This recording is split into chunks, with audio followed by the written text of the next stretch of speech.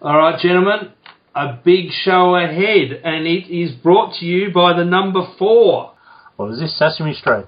No, 4 weeks, Matt Suckling number 4, and will we make the final 4? 3 big questions, or 3 big topics to start the show. Very good, Grant.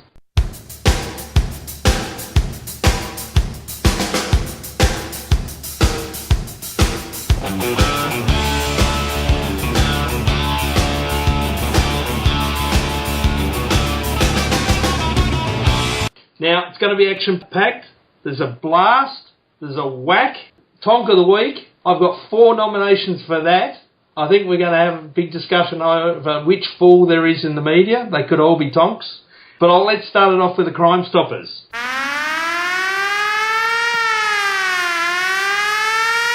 This week, Crimestoppers concentrates on an incident that occurred on Friday night, the 4th of July, between 8 p.m. and 10 p.m. Footage from Channel 7 shows that in a brazen raid on the Hawthorn Football Club after the return of their strongman Clarko, the outlawed gang known as the Shinboners, through intimidatory tactics, stole the dignity of the Hawthorn Football Club. After greater assessment of the crime scene, Hawthorn supporters claim their club also lost the plot. If you know the whereabouts of the Hawks' dignity and focus, then please contact Crimestoppers on 1-800-CLARKO.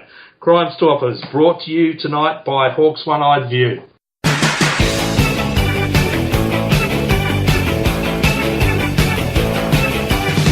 Righto, so let's straight off the bat, 4 weeks. Brian Lake, Bards. What do you want to know, mate? Do I think he should have been suspended? Yes. 4 weeks was probably a little bit more than what I expected. I was thinking 2 to 3, but look, when Clarko, Lewis, Burgoyne, they all come out and bagged him for it as well. I think something was going to have to happen, and the way the media ran their witch hunt for 3 days, the AFL sort of give themselves no choice. So is it the media want an all-interstate grand final? Could be. Because on our next topic, will we make the final 4? It's not looking good. Future's in our hands, mate. We've just got to beat the teams that we play against, and a lot of them play each other as well. So it's in our hands.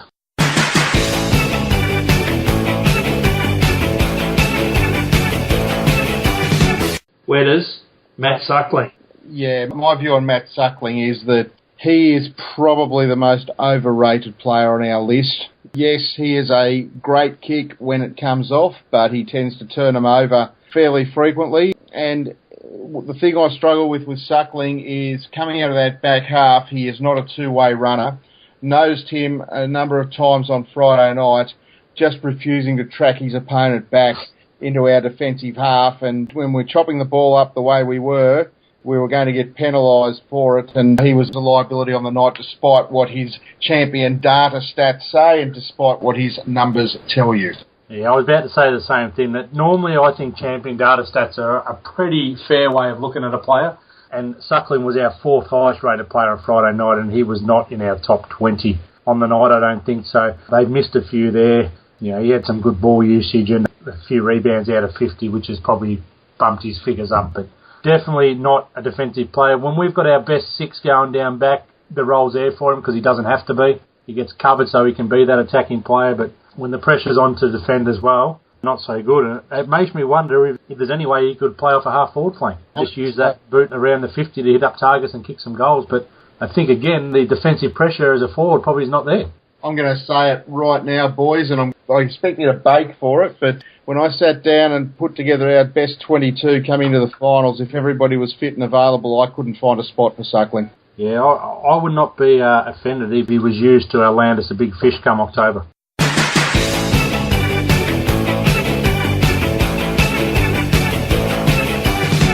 Well, it could be worse. We could barrack for the Brazilian football team. Yes.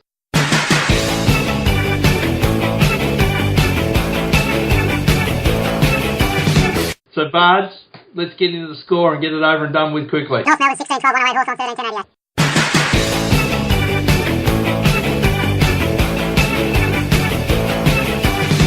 Goal kickers. Gunston 6, Roughhead 2, Lewis, Burgoyne, Bruce, Schoenmakers and Duray 1 apiece. Now, I know traditionally you don't like to give the 5 if we lose, but I'll be disappointed if you don't award the 5. So, Bards, low vote.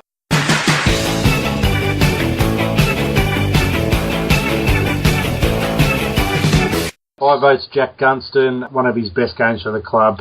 Got the job done every time the ball came near him.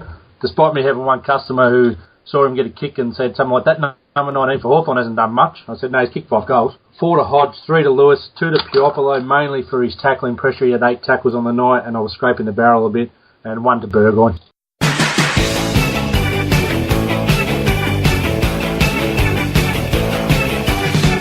Well, Wedders, you were the only one who went, because I had to suffer in New South Wales watching it via 7 Mate, and it was no mate of mine by the end of the game. Where did we lose it? We lost it because we didn't come and attack the ball carrier the same way that North attacked us when we had the ball. They pressured us. They call it frontal pressure. I don't really know what that means, but all I can tell you is that we struggled to get the ball out of our back half because they were swarming the ball carrier. We just didn't show up to play, quite frankly, and then you combine that with the undisciplined acts from not only Lake, and I was disappointed the club threw him under the bus after the game because he had a couple of mates, and Luke Hodge was another one that gave away a 50, and Geordie Lewis was back up to some of his old tricks as well. So it wasn't just Brian Lake. We were undisciplined across the board.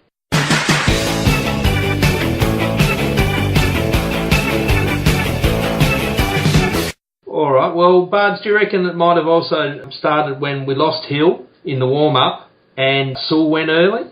Yeah, I think having no Rioli, no Hill, and they effectively shut down the run of Birchall and Smith in the first half, we were very flat from what I saw. I didn't see a lot of the first half because I was still working, but just like a run. Third quarter we came out and took it up to them a little bit, took the lead, then had a 10-minute spell of I don't know what happened. It was disgraceful, lack of tackling, like they were breaking tackles, giving away free kicks. They banged on 6 goals straight, and that really cost us the game. We lost the game by 3 goals in the end, which was a flattering result. So just a lack of run early in the game. And the other thing is North Melbourne have been able to do this to us for the last 2 years. It's just they haven't got the job done at the very end, and this time they did. So I think it's best put aside and moved on from. But look, they had 105 more disposals for the night, which is not good enough. I mean, they might have overused it a bit, but they just had blokes by themselves to handball to all the time. You look at some of the key stats, inside 50 is 50 apiece.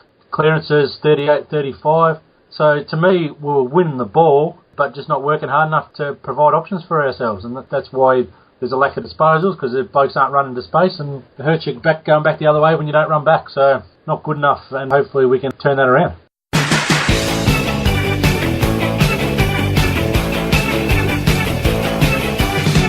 Wedders, was Birchall actually there? I felt that they might have left him behind at the Aurora Stadium the week before, because I didn't see much on the coverage. He wasn't the only one, and you're right. And I did actually ask the same question about halfway through the third quarter. I turned to Johnny Palermo and asked him whether he'd spotted Grant Birchall. I also asked Johnny Palermo whether he'd spotted Isaac Smith, because Isaac Smith had no influence on the game whatsoever. Well, Isaac Smith didn't have a touch until the second quarter. Yeah, and he only had a couple of possessions at half-time from memory. He's had 17 for the game, so he worked his way back into it in the second half, but he picked up a few in junk time as well, so not good enough for him.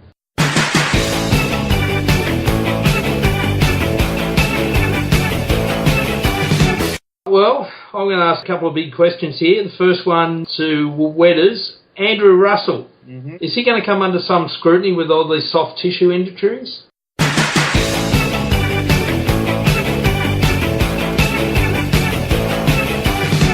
Oh, look, I wouldn't think so. Andrew Russell was at the club last year, as I recall, and we won a flag. He was also at the club in 12, was he not, Bards? And we won 11, 10, 9, 8. Yeah. He actually came with Clarko in 2004. Yeah. Inside the huddle function the other night, they spoke glowingly about Andrew Russell, and they greatly believe he's the best in the business, and he's not going to be under any pressure. It might be from the blokes on Big Footy that think they know stuff, but no, not from within the club. Yeah, I've read some utter crap on Big Footy around pointing the finger at Andrew Russell because of Rioli's repetitive hamstring issues. The fact of the matter is that the club will have done its due diligence in putting everything on the line to get Rioli right, and sometimes the human body just does not hold up. And there's an element of luck in all these as well. Some years you have lucky years. Look at Freo at the moment, they got 2 blokes out. Look at us last year, we coped with a few injuries last year. But, other years we've had a great run. In 2008 we had a pretty good run. So it comes and goes, and we've been unlucky this year, but we've been able to battle through it, so we'll have to keep going.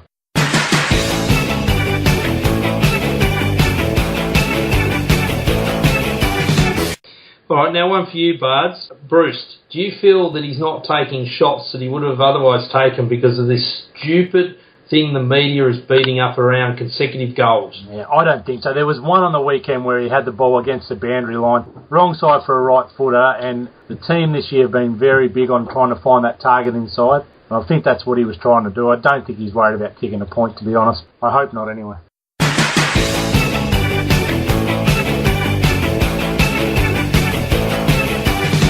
Now, there was a lot of comments that were flying around on all the Hawthorn forums during the course of the night and afterwards. One I loved from a person who is a member of Hawks One Eye View, but he put it onto another forum, and it was about Brent Harvey. And Brent Harvey clearly evokes a reaction, and I loved it. Brent Harvey, the head of all heads. Yeah, he's got a mate there too, and that mate's name is Lindsay Thomas. Well, there's also the eye gouger from way back of Drew Petrie. He's got form, we've seen. Yeah, I found that quite interesting. I think that was Ralph Falk. I saw posted the picture of him with his hands in someone else's face, but obviously that bloke was making Drew feel very uncomfortable by lying on top of him or something, and he was allowed to do it.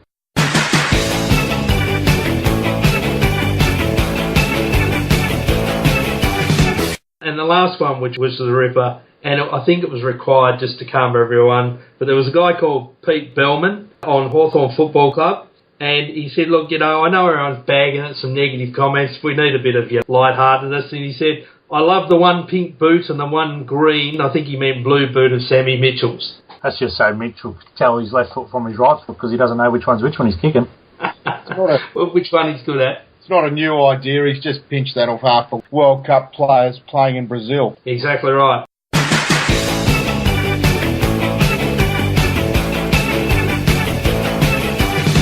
Well, let's get into some action here. Bards, a blast. Mate, I've got a blast, and it's directed at the media in general for the whole way that they went about this Brian Lake witch hunt. Look, from the outset I'll say I agree Lake should have been suspended. What he did was wrong, but the way that it was portrayed in the media and the way that it was conveniently cut short what parts of the action they showed to let everyone think that the only time Petrie had his hands anywhere near Lake's face was when he was being choked. But there's two culprits here, the big time, Kevin Bartlett and Mark Robinson. Mark Robinson came out and slammed him in the paper on Monday, and then Monday night on 360 apologised to him because he'd actually seen the whole incident and saw that there was a bit of Drew Petrie being out of control to start with. Well, Mark Robinson, if I'm able to watch it on YouTube 500 times on the weekend, I'm sure you have access to the whole footage, and your job as a journalist would be to watch the whole thing first before you shoot off at the mouth. And KB on his take on Monday morning threw Lake well and truly under the bus and then drove a semi-trailer over the top of it and mentioned that he didn't even let go of his throat when the other players were dragging him off. Well, KB, if you have a look at the footage, you'll see he let go of his throat after about 4 seconds and then had hold of his jumper, and that's what he was holding on to. So the footage is out there. It's not hard to see it. Yes, he was in the wrong, but watch it all and give a fair result. You know, I've had people ringing up Talkback Radio and trying to put the case forward of the whole thing. Just dismissed outright. No, you're wrong. Lake's out of control. Like, the guy was gone. He had no chance of ever getting off because the media had him done before he got there. Well, let's go on the Tonk of the Week then, if we're on the media. I got the honky tonk.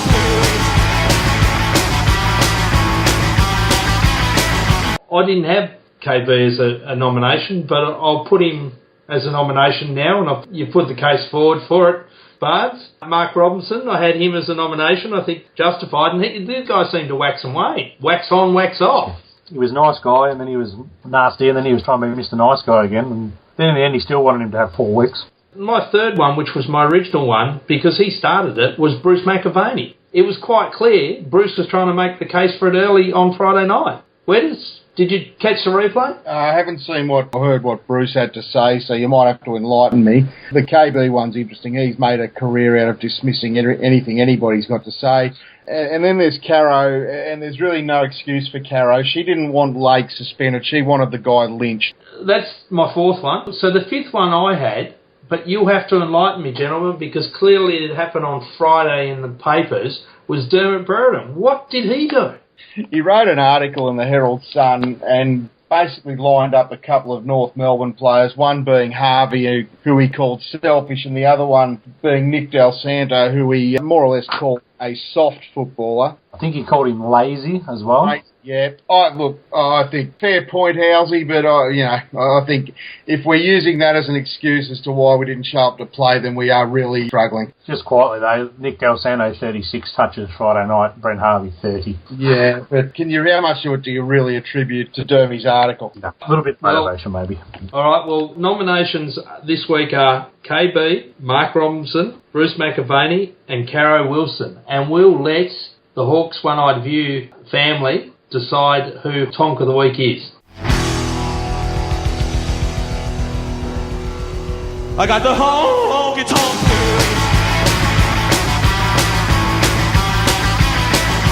Now, Wedders, a whack.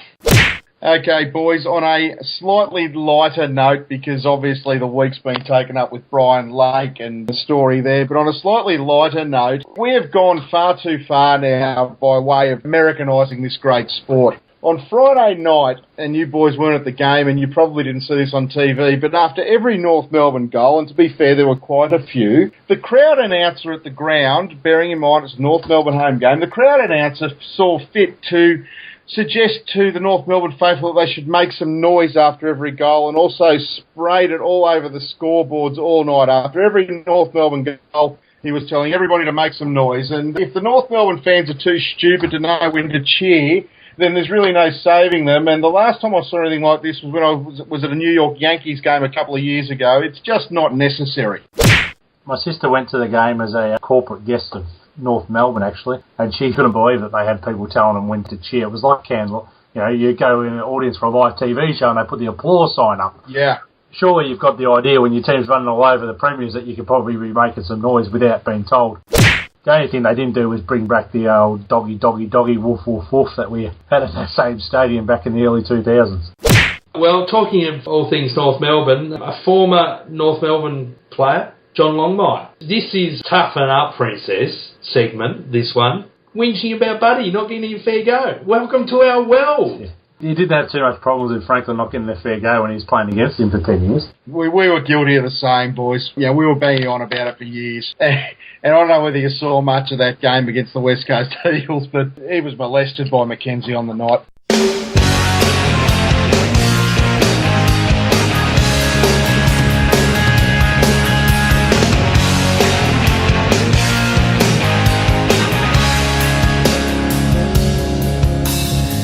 Well, I'm going to ask one more question, and that is, should Nick Hogan be banned from all Hawthorn games in the future? Because my reckoning is that he's been to one with me and one with you, and Hawthorn haven't won either. So what do you think? Well, taking a step further, halfway through the third quarter when North were proceeding to bury us, he turns to me and proudly announces that in all the games he's seen Hawthorn play at Etihad Stadium, he'd never seen a winning performance. All right, well, I think that's a Crimestoppers. We'll have to put a picture up of him at the gates at Etihad Stadium every time we play. Yeah, bugger him off back to Germany and leave him there would be my suggestion.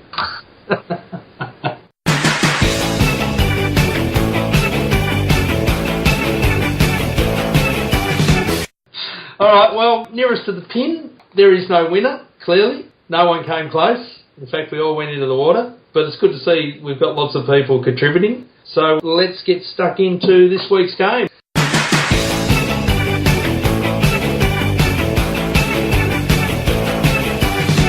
This week it's round 17, Friday the 11th of July. We're playing the Adelaide Crows at the Adelaide Oval. 7:20 start in South Australia, so it starts on TV here on the Eastern Seaboard at 7:50. But what do you think our chances are in this game? Well, probably a little bit less than what they were prior to Brian's suspension. But look, if we're serious about wanting to win this flag, then we need to beat a side like Adelaide. Yeah, I know Adelaide have managed to knock off a couple of teams over there, including Port and Collingwood, but surely even with our outs, we're a better side than them, even on their ground. So, if it was in Melbourne, you'd probably expect us to win very comfortably. So we won't win by as much, but I think we can cover them.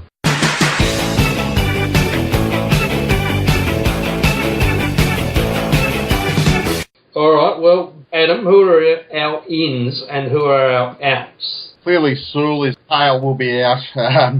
Obviously, Lake is out, so McAvoy comes in my opinion. It's going to be interesting to see which way they go with Sewell. I don't know whether Ben Ross keeps his spot if Hill is available, and that being the case, would not be surprised to see another big-bodied mid like Hallahan come in, potentially. And in terms of Lake, I think we might go a little bit shorter and bring in potentially another mid. I really don't know. It's going to be interesting.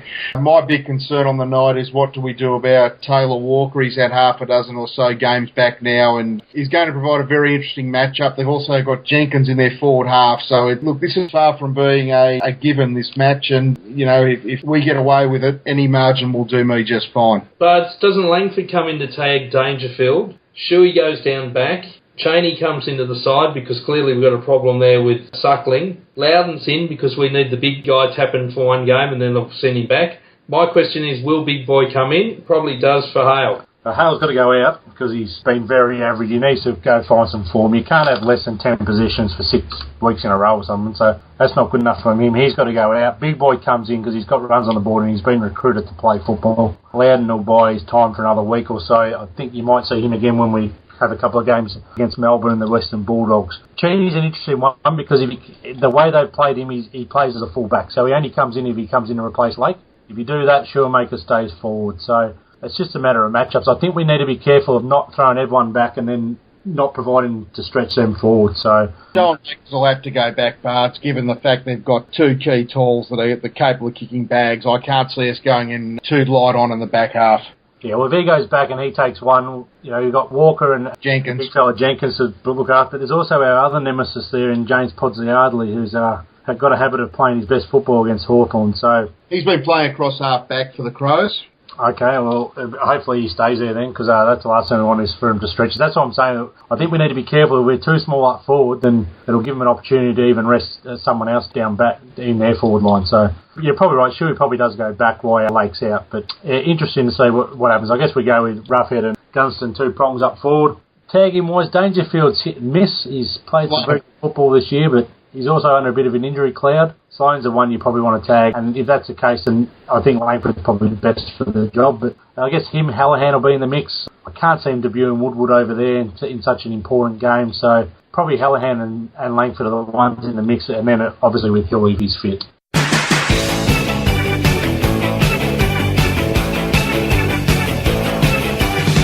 All right, well, we're coming to the end of the show. Here's the big one, nearest to the pin, Bards.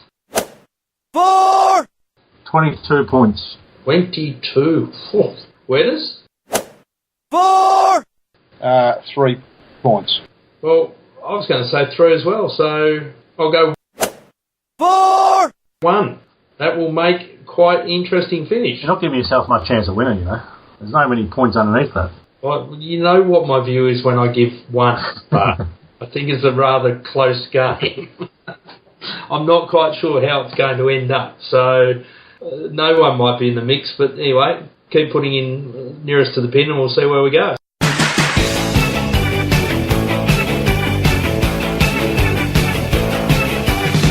So, none of us are going this week, and Wedders, we'll see whether we see you next week. You won't see me next week. We're not going to see you next week. No, you won't see me for the next 5. You're out. I'm out. All right, well, are we going to draft anyone in your absence, or is it just Bards and I just plugging along? Oh, I think you boys can handle it. You don't even really need me. Where are you off to? Back to Europe? Yeah, back to Europe by the States and Canada. It's a fairly big trip, this one. Looking forward to getting away from the weather here, which has turned feral the last couple of days. All right, well, by the time you get back, Wedders, we guarantee you we'll be back on top of the ladder. Be sure not to make promises you can't keep, Housey. I might edit that out. Anyway, on that note, go Hawks.